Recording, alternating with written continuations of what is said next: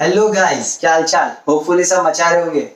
Right guys, hopefully सब घर पे सेफ होंगे एंड अपना ध्यान रख रहे होंगे बिकॉज इट्स अ टाइम जब जितना घर में रहोगे उतना खुद को सेफ रखोगे। तो गाइस, आज हम शुरू करने जा रहे हैं हमारा हिस्ट्री का chapter, that is a French revolution. You know guys, history is the unsolved mystery. Seriously, because ये एक ऐसा नेवर एंडिंग सब्जेक्ट है क्योंकि ये बार बार क्रिएट होता रहता है। And the best part about the 9th standard history is कि एक ऐसी चीज है जो आपको लाइफ टाइम अलग अलग लेवल पे मदद करने वाली है। मैं ये नहीं कहता कि आप हिस्ट्री के अंदर जाओ, डेट्स याद करो या ना, ठीक है, एग्जाम पर्पस के लिए आपको वो सब याद करना पड़ता है, but you know there is a learning experience, there is a silver line जिसको हम बोलते हैं लर्निंग। राइट, हिस्ट्री आपको बहुत कुछ सिखाती है एंड अगर खास करके वो एक स्टोरी की तरह पढ़ी गई हो, क्योंकि जिस तरह से हम लोग जब छोटे थे तब हमें स्टोरीज हम लोग को बहुत ज्यादा मजा आता था, उनसे सीखने को बहुत कुछ मिलता था। तो हिस्ट्री भी कुछ वैसा ही है, खास करके 9th स्टैंडर्ड का। अगर आप उसको एक स्टोरी की तरह सुनोगे ना दोस्तों, तो एक बड़ी मजेदार हिस्ट्री है आपकी। राइट, तो आज जिस हम हिस्ट्री की बात करने जा रहे हैं वो है फ्रांस की हिस्ट्री। ठीक है, अब आप लोग ये सोचोगे यार इंडिया की हिस्ट्री समझ आती है, फ्रांस की हिस्ट्री से हमें क्या लेना देना। वेल, मैं जब तुम्हारे तरह छोटा था 9th स्टैंडर्ड में, तब मैं भी यही सोचता था कि भाई फ्रांस का क्या लेना देना हमसे। नहीं भाई, बहुत कुछ लेना देना है। एंड किसी ने सच ही कहा है, दूसरों की हिस्ट्री से लर्न करो और फिर खुद अपनी एक हिस्ट्री बनाओ। राइट, तो यहाँ पे भी कुछ ऐसा ही है। हम फ्रांस की एक हिस्ट्री पढ़ेंगे जिसके बारे में हम पढ़ेंगे कि किस तरह से फ्रांस के अंदर चीजें होती गई। एंड एक चीज मैं बता देता हूँ, you know there is a line called France sneezes the whole Europe gets cold. Yes guys, एकदम सही लाइन है, क्योंकि फ्रांस वो एक ऐसी कंट्री है जहां से पूरी दुनिया के अंदर एक तरह से डेमोक्रेसी की लड़ाई शुरू हुई थी कि डेमोक्रेसी होता क्या, लोगों को ये समझ आया था। राइट गाइस, इसीलिए पूरी दुनिया के अंदर जो आज हम लोग पॉलिटिकल डेमोक्रेसीज देख रहे हैं, इसका कहीं ना कहीं शुरुआत हुई थी फ्रांस के अंदर। तो चलिए समझते हैं कि क्या हुआ था उस फ्रांस की हिस्ट्री में जिसने पूरी दुनिया को हिला के रख दिया था। ठीक है, चलिए लेट्स स्टार्ट। सो अगर हम बात कर रहे 14 जुलाई 1789 की, 14 जुलाई 1789 को एक ऐसा दिन था जब फ्रांस की हिस्ट्री बदलना शुरू हुई थी। हुआ कुछ ऐसा था कि एक राजा था वहां पे, उस राजा ने अपनी आर्मी को भेजा था लोगों पे अटैक करने के लिए। ऐसा एक रूमर फैला दिया गया था, ऐसा एक रूमर फैला दिया गया है कि राजा ने अपनी आर्मी को भेजा है लोगों पे अटैक करने के लिए, आम जनता पे अटैक करने के लिए। तो आम जनता ने बोला ऐसा कैसे हो सकता है, हम भी लड़ेंगे, हम कोई थोड़ा चुप बैठेंगे। अब आम जनता के पास तो हथियार होते नहीं है ना भाई, उनके पास हथियार होते नहीं, तो वो क्या करेंगे। तो उन्होंने बोला जेलों को पकड़ो। तो उस समय फ्रांस का एक बहुत बड़ा जेल हुआ करता था जिसका नाम था बेस्टाइल। ठीक है, जिसका नाम था बेस्टाइल, वो फ्रांस का सबसे बड़ा जेल था। तो जितनी भी आम जनता थी ना, वो बेस्टाइल में गई, उन्होंने उस बेस्टाइल को तोड़ा। ठीक है, उस बेस्टाइल के ऊपर पत्थरबाजी की, वहां के लोगों को, जितने प्रिजनर्स थे यानी उनके जो जेलर्स थे, उनको परेशान किया, कुछ को तो उन्होंने मार भी दिया। ठीक है, और बहुत पत्थरबाजी की और फिर वहां से सारे हथियार उठा लिए ताकि वो उस राजा की आर्मी से लड़ सके। ठीक है, उनके अंदर जज्बा बहुत था क्योंकि उनको अपने देश को आजाद कराना था। तो उन्होंने बोला हथियार मिलने का सबसे अच्छा तरीका होगा कोई भी जेल में जाके उसके हथियार ले लेना, एंड उन्होंने वही किया। अच्छा, उसके साथ कुछ और भी चीजें हुई। उन्होंने जब उस जेल को तोड़ा तो उस जेल से उन्होंने कुछ पत्थर वगैरह अपने लिए निकाल लिए थे। वो पत्थर जो भी उन्होंने निकाले थे, उन्होंने उसको as a souvenir of destruction रखा था। अब सोवेनियर ऑफ डिस्ट्रक्शन मतलब एक निशानी के तौर पे उसे अपने पास रख लिया था, क्योंकि उनका ऐसा था कि जिस दिन फ्रांस आजाद होगा, हम हमारी फ्यूचर जनरेशन को ये पत्थर दिखाएंगे और ये बताएंगे कि हम भी आजादी की लड़ाई में लड़े थे। कुछ लोगों ने फ्यूचर में जाके उस पत्थर को करोड़ों के भाव में भी बेचा अपनी फाइनेंशियल कंडीशंस को सुधारने के लिए, क्योंकि वो एक आजादी की निशानी थी। अब आप बोल रहे ये सब कहां से आ रहा है अचानक से, ये सब कैसे, क्या कुछ समझ नहीं आ रहा है। राइट, तो इस चीज को समझने के लिए हमें थोड़ा बैकग्राउंड में जाना पड़ेगा कि क्यों ऐसा हुआ था कि लोग फ्रांस के अंदर इस तरह से भावुक हो गए थे, इस तरह से वो बहुत इमोशनल हो गए थे, पेट्रियोटिक हो गए थे, उनको देश की आजादी चाहिए थी। क्यों क्यों क्यों ऐसा क्या हुआ था? वेल, इसकी कहानी होती है शुरू 1774 से। 1774 में फ्रांस के ऊपर एक फैमिली रूल करती थी जिसका नाम था बॉर्बन फैमिली। जिसका नाम क्या था? Bourbon family. उसी का एक राजा था जिसका नाम था लुईस 16। जब वो 20 साल का था तब उसको वहां का राजा बना दिया गया था। He was a king and he married an Austrian princess जिसका नाम था मैरी एंटोइनेट। इन्होंने उससे शादी की और वो फ्रांस के किंग बन गए। अब जैसे ही वो फ्रांस के राजा बने, उनको क्या मिला?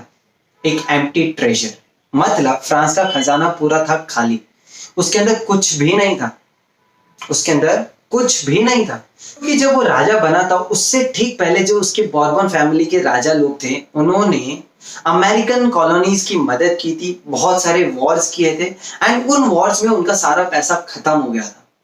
तो अब फ्रांस के अंदर कुछ भी नहीं बचा था। फ्रांस एकदम गरीब था, ठीक है, उनके पास कुछ भी नहीं बचा था राजा के पास। अब उसमें राजा के पास कुछ बचा है नहीं। बड़े बड़े पैलेसेस बनाए गए वर्सेलेस के, ठीक है, वर्सेले के अंदर बड़े बड़े पैलेसेस बनाए गए। उन पैलेसेस का खर्चा, मिलिट्री को मेंटेन करने का खर्चा, पूरी गवर्नमेंट को चलाने का खर्चा, पैसा है कुछ नहीं, खर्चे इतने सारे। यानी यार ये तो बात हो गई आमदनी अठन्नी, खर्चा रुपया। तो ऐसी सिचुएशन में फ्रांस फंस चुका था और उसमें राजा कौन थे? लुईस 16। अच्छा, हुआ यह था कि अगर वो कोई और वॉर कर रहा था, ये मेंटेनेंस के लिए फ्रांस दूसरी जगह से लोन ले रहा था, तो जो लोन उन्हें दे रहा था उसने भी अपना इंटरेस्ट रेट 10% से बढ़ा दिया था। यानी अब देखो बेसिकली बात क्या हुई कि पैसा कुछ है नहीं, खजाने में पैसा कुछ है नहीं, उसके साथ क्या हुआ? आपको पैलेसेस को मेंटेन करना है, उसके साथ आपको आर्मी को मेंटेन करना है, आपको पूरी सरकार चलानी है और जो लोन आपने लिया उसको भी आपको रिपे करना है। तो आप पैसा लाओगे कहां से? पैसा लाओगे कहां से? तो उन्होंने बोला एक काम करते हैं, हम टैक्सेस बढ़ा देते हैं। उन्होंने बोला टैक्सेस बढ़ाओ, ड्यूटीज बढ़ाओ, चार्जेस बढ़ाओ। ठीक है, बढ़ाओ, बढ़ाया उन्होंने। अब उन्होंने क्या किया, एक पुराना सिस्टम था, old regime system, feudal system France का, कि उन्होंने पूरे एस्टेट को पूरी कंट्री को 3 एस्टेट्स में डिवाइड कर दिया। पूरी कंट्री को उन्होंने 3 एस्टेट में डिवाइड कर दिया। First estate, second estate and third estate. अब फर्स्ट एस्टेट में क्या थे? फर्स्ट एस्टेट में थे सारे के सारे क्लर्जी। क्लर्जी कौन हो गए? पंडित लोग, चर्च के फादर्स, जिनको हम हमारी सोसाइटी में सबसे हाईएस्ट रेपुटेशन देते हैं, ठीक है, वो सारे हो गए क्लर्जी। फिर आ गए नोबल्स। अब नोबल्स हो गए रॉयल फैमिली, राजा की फैमिली, ठीक है, राजा की फैमिली, राजा के रिलेटिव्स जो राजमहल में रहते हैं, वो सारे हो गए नोबल्स। फिर तीसरे आते हैं बाकी आम जनता। इन्होंने क्या किया कि फर्स्ट और सेकंड एस्टेट बिल्कुल भी टैक्स नहीं देगा, टैक्स सिर्फ और सिर्फ थर्ड एस्टेट देगा। 2 तरह के टैक्स इन्होंने चार्ज किए, एक का नाम था टिथेस, दूसरे का नाम था टेल्स।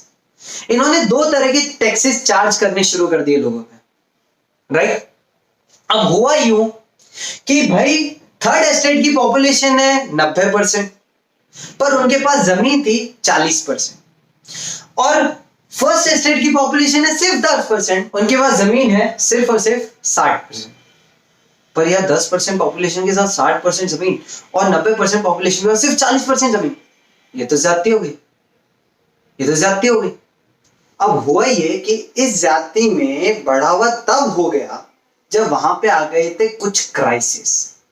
अब हुआ यूं था कि भाई पॉपुलेशन है वो फ्रांस की धन धनाधन बढ़ रही थी, ठीक है, पॉपुलेशन बढ़ रही है तो भाई डिमांड भी बढ़ेगी, डिमांड बढ़ेगी तो प्रोडक्शन भी बढ़ेगा। अब लोग डिमांड कर रहे हैं तो प्राइसेस तो बढ़नी है ना। तो जो उनका मेन फूड था, दैट इज देयर ब्रेड, उसकी प्राइसेस बढ़ गई। अब ब्रेड की प्राइसेस बढ़ रही है, पर जो फार्मर या जो वर्कर, जो पीजेंट, जो काम कर रहा है, उसकी सैलरी नहीं बढ़ रही भाई, तो बंदा खर्चा कहां से करेगा?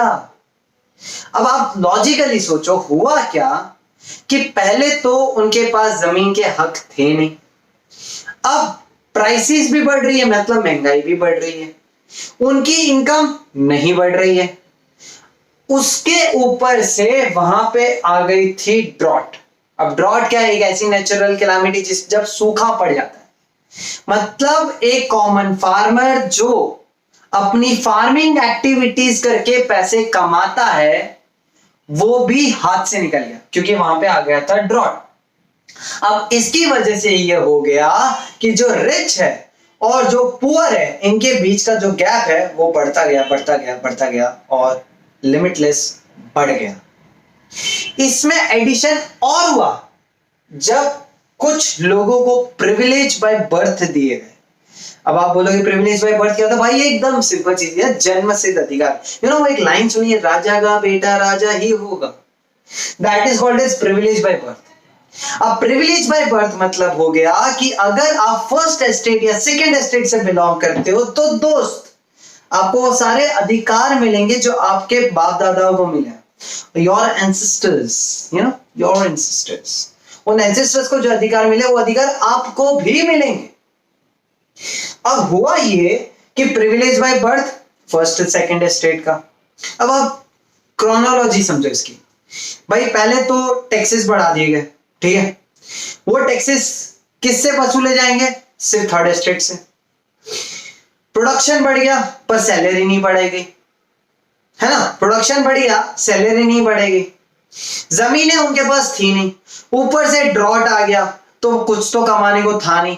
प्रिविलेज बाय बर्थ थे वो भी फर्स्ट और सेकंड एस्टेट के, तो भाई हम लोग को क्या मिलेगा? हम थर्ड एस्टेट वालों को क्या मिलेगा? थर्ड एस्टेट वाले बोले।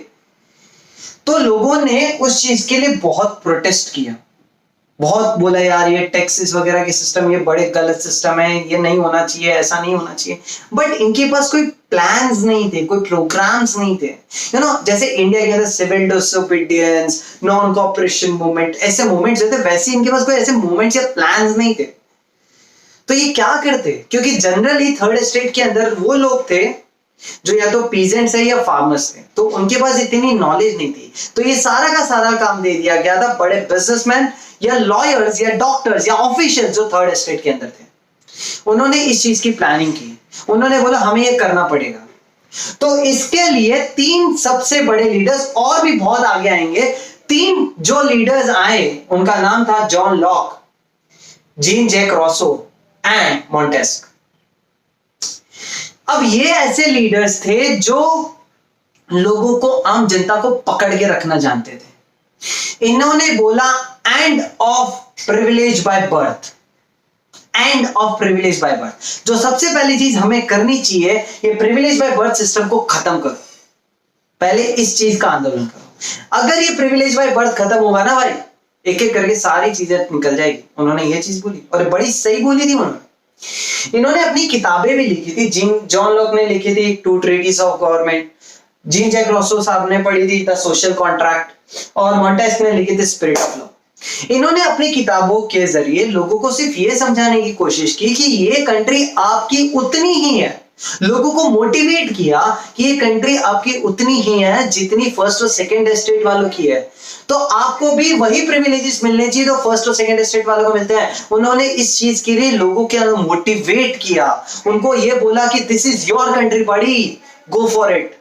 उन्होंने लोगों को प्रिविलेजेस दिए, उनको ये बोला कि उठो और अपने हक की लड़ाई लड़ो। हमारे यहाँ पे कैसे नेता थे, महात्मा गांधी जी, जवाहरलाल नेहरू जी, सरदार वल्लभ भाई पटेल जी, रानी लक्ष्मीबाई, सरोजनी नायडू, उन लोगों ने लोगों को जाके किस तरह मोटिवेट किया। वैसे ही इन लीडर्स ने, ये फिलोसोफर्स थे, द ग्रेट फिलोसोफर्स। अच्छा, इसमें तो कुछ ऑलरेडी खुद फर्स्ट सेकंड एस्टेट के थे, बट फिर भी वो ये समझते थे कि ये देश सबका बराबर है, तो उन्होंने उसके लिए लड़ाई लड़ी और उन्होंने जाके लोगों को मोटिवेट किया। और इस मोटिवेशन से लोगों के अंदर आया कि या अब हमें लड़ना पड़ेगा, ये हमारी कंट्री है, हमें इसके लिए लड़ना पड़ेगा। This is our right, this is our resources, it's completely unfair with us. This is how the people got motivated for a French revolution.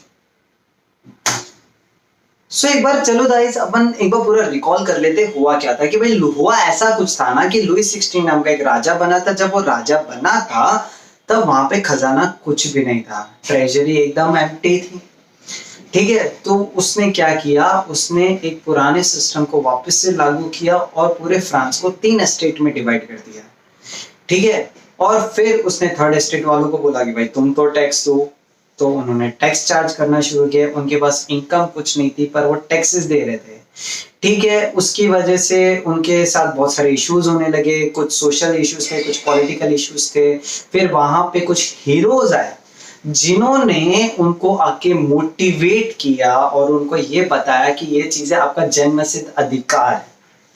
लोगों को लगने लगा कि भाई हाँ बात तो सही है, हाँ बात तो सही है, ये हमारा जन्मसिद्ध अधिकार है, हमें इसके लिए लड़ना पड़ेगा।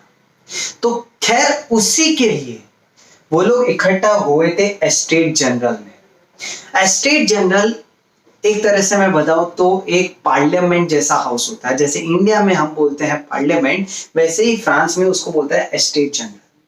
अब एस्टेट जनरल के अंदर क्या होता है कि अलग अलग एस्टेट के लोग इकट्ठा होके बिल बनाते हैं, पर कोई एक अकेला एस्टेट बिल नहीं बना सकता। वहां पे आपको सबके वोट्स चाहिए।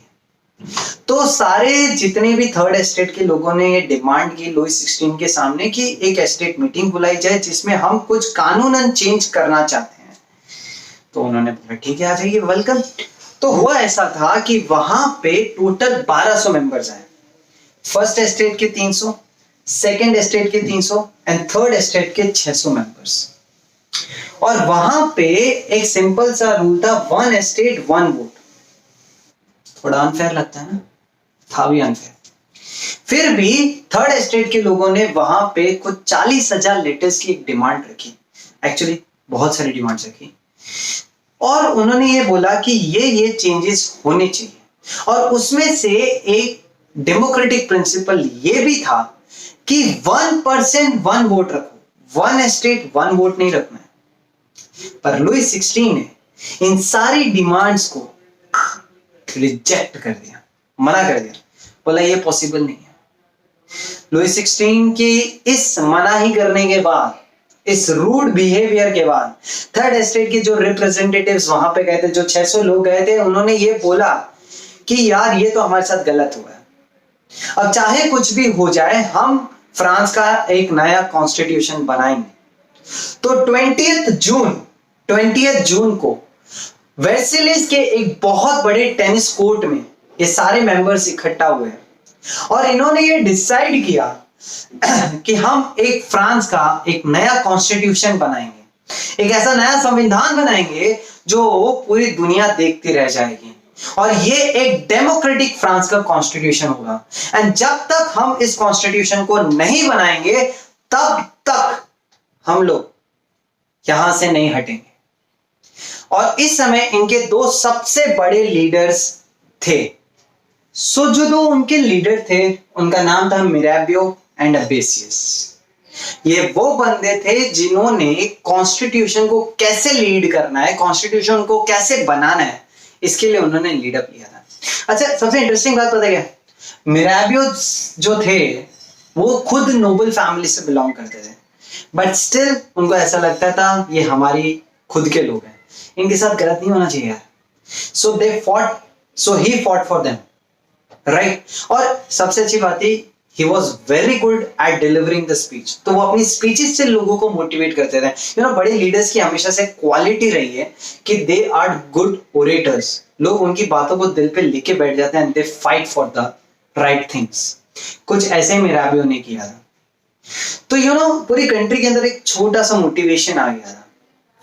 पर एक चीज देखने लायक थी कि एक तरफ जहां पे हमारे कुछ रिप्रेजेंटेटिव्स, फ्रांस के थर्ड एस्टेट के रिप्रेजेंटेटिव्स थे, वो टेनिस कोर्ट के अंदर बैठ के फ्रांस की एक नई कहानी लिखने जा रहे थे, एक नया संविधान लिखने जा रहे थे, एक एक तरह का फ्यूचर बनाने जा रहे थे। वहीं पे रेस्ट ऑफ द कंट्री कुछ बहुत बुरी चीजें फेस कर रही थी, जिसमें एक एग्जांपल है बेड हार्वेस्ट, प्राइस हाइक। उनके हार्वेस्टिंग खराब हो गई थी क्योंकि ड्रॉट आ गया था, प्राइस हाइक हो गई थी, मतलब जो कॉमन फूड से उसके प्राइसेस बढ़ते जा रहे थे। एंड इसी टाइम पे उन्होंने वो र्यूमर सुना था कि राजा अपनी आर्मी को भेज रहा है लोगों को डराने धमकाने के लिए। टू विच दे रिएक्टेड कि वो बेस्टाइल गए, उन्होंने जेल तोड़ा, वहां से सारे हथियार निकाले ताकि वो लड़ सके।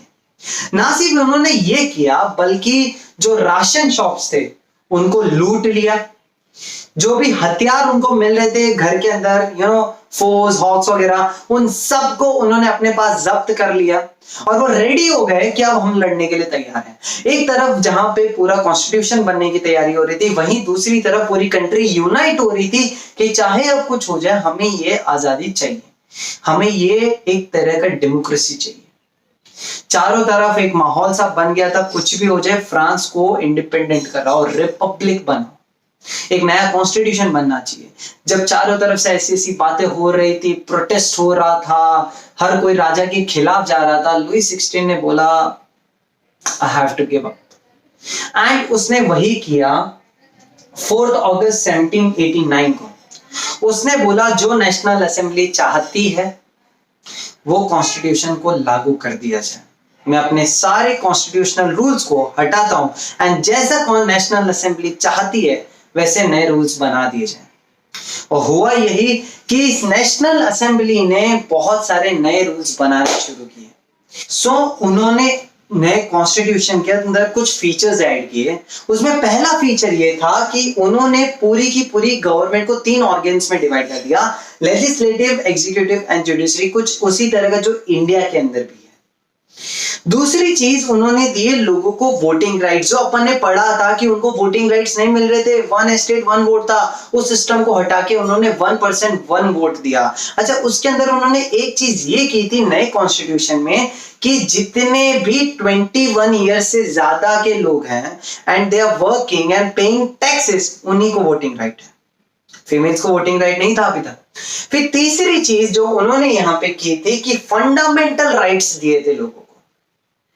तो फंडामेंटल राइट्स में उनको यह कहा गया था कि आपके पास फ्रीडम है अलग अलग तरह की स्पीचेस, एक्सप्रेशंस की, कल्चरल राइट्स की, वगैरह वगैरह। तो इन्होंने कुछ इस तरह के जो राइट्स बनाए थे जिससे उनको फायदा हुआ।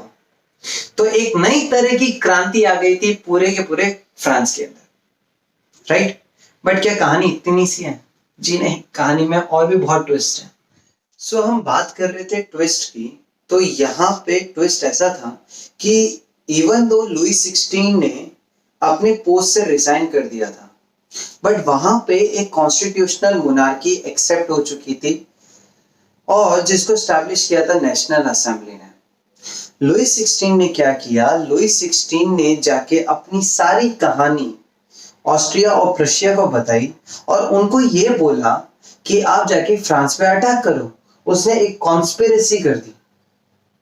अब हुआ ये कि जब वो कॉन्स्पिरेसी की गई तो ऑस्ट्रिया एंड प्रशिया रेडी हो गए किसी भी तरह से फ्रांस पे अटैक करने के लिए। इसी टाइम पे नेशनल असेंबली ने बोल दिया था it's time for a war. उन्होंने बोला we need to fight against Prussia and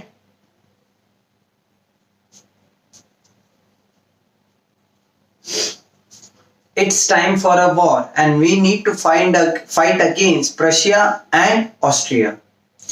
तो होता ये था ना कि जब कभी भी वो वॉर में जाते थे ना उसके सैनिक, ठीक है, they used to sing one song called as Marseillaise written by Roger de Isle।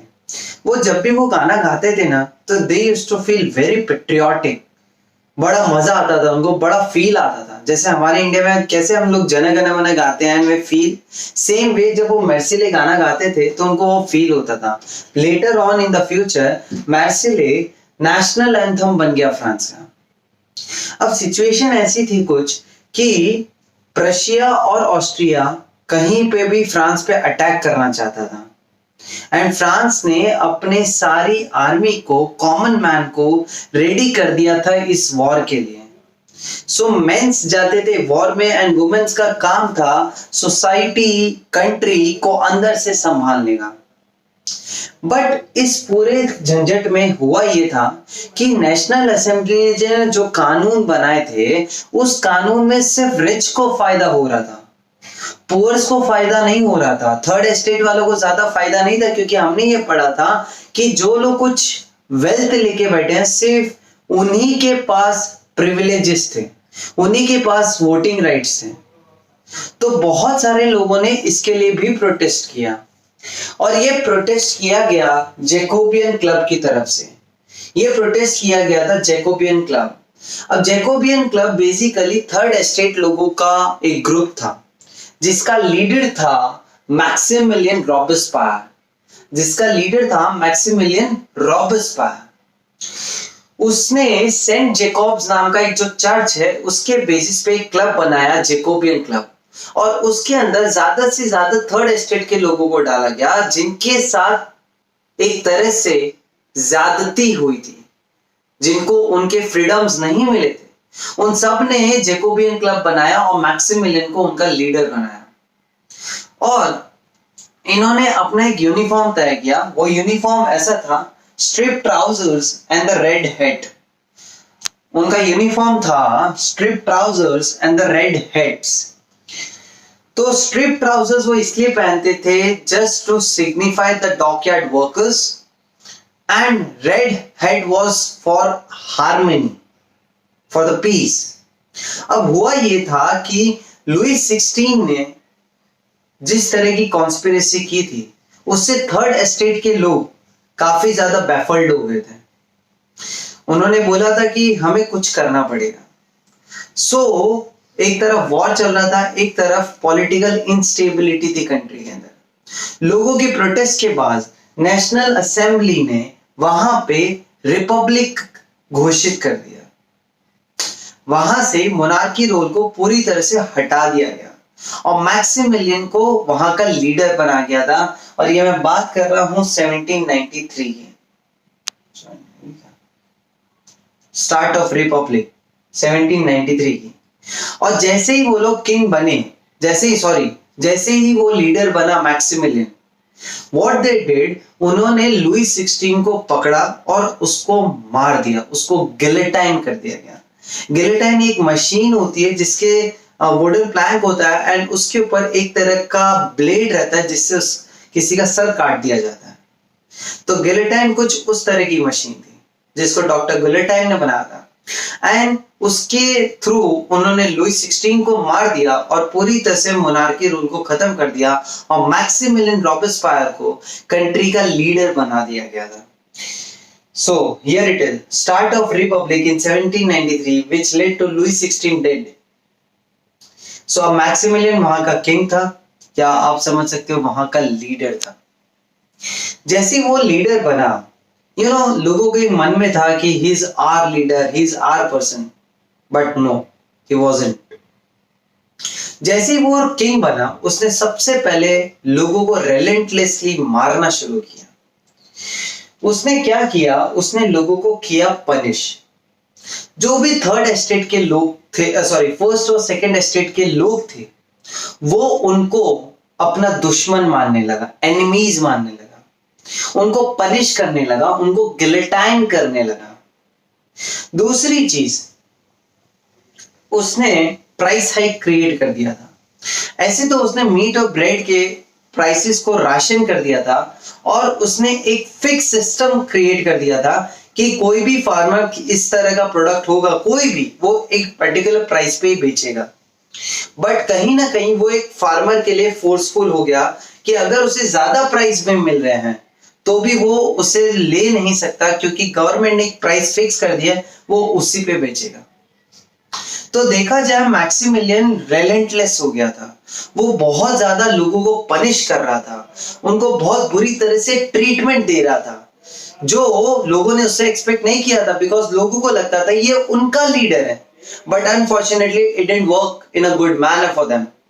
And हुआ ये कि मैक्सिमिलियन को भी उसके ही सपोर्टर्स ने उसकी पोस्ट से हटाया और अगले ही दिन उसे गिलेटाइन कर दिया।